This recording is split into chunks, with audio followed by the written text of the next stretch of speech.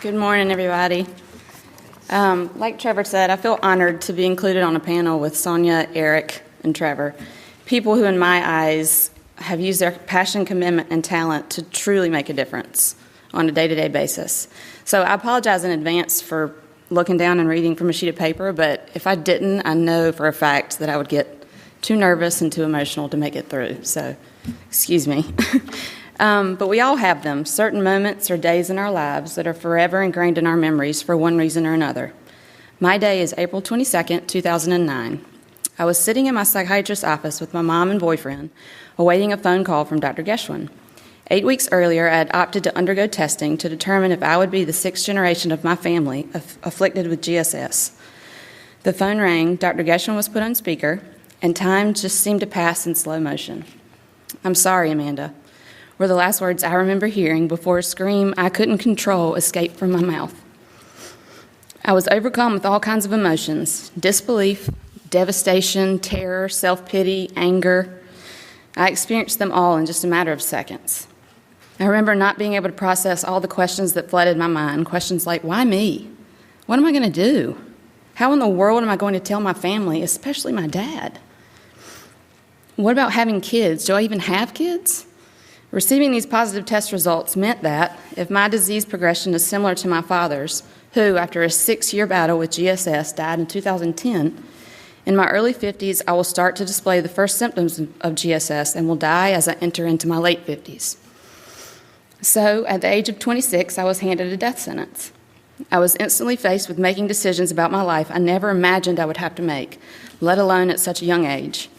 One of those decisions was whether or not I would have children. Having children was something that I've always wanted for myself. But during this time of uncertainty and unanswerable questions, there was one thing that I knew for sure. I could not bring a child into this world knowing that they would have a 50% chance of inheriting this deadly mutation. This would only allow GSS to potentially affect yet another generation of my family, and for me, that was just not an option. But on the other hand, the thought of not having my own biological children was devastating. So what could I do? Well, during a trip to UCSF, we were told by a genetic counselor about a reproductive option we were completely unaware of, an option that would not only allow me to fulfill my dream of having my own healthy biological children, but also serve to eradicate this deadly mutation for my future generations. And that was in vitro fertilization with pre-implantation genetic diagnosis. So I chose to undergo IVF with PGD for lots of different reasons, but for the sake of time, I will only mention a few. So I did it for myself. Besides being involved in research studies, there's not a lot that I can do personally to help find a cure for GSS. Knowing this made me feel powerless and vulnerable, and I really don't like feeling that way.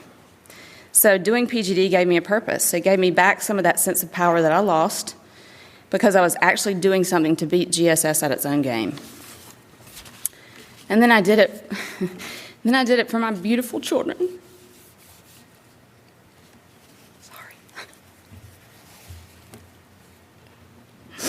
Every day when I look in the mirror, I see GSS, but when I look at my children, I don't. So PGD allowed me to do everything in my power to protect them. I can personally tell you that watching a parent die a graceless death at way too young of an age is horrific. Unless a cure is found, there's nothing I can do to protect them from the experience of losing their mother this way. But I find comfort in the fact that as far as my family is concerned, this monster of disease ends with me. So a few years ago, through a case study published in JAMA Neurology, Bradley and I were identified as the first couple to use IVF with PGD for a genetic prion disease. Since then, we've been featured in the New York Times, on CBS This Morning, and in a book to be released this coming spring. I decided to share my story with the world in this way and be very open because I firmly believe in what Robert F. Kennedy once said. Each time a person stands up for an idea or acts to improve the lot of others or strikes out against injustice, he sends forth a tiny ripple of hope. And crossing each other from many different centers, those ripples build a current that can sweep down the mightiest walls of oppression and resistance.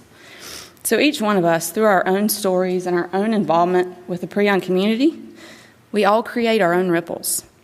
And in time, the ripples that we have all created will become the current that drowns prion disease. So let's do this.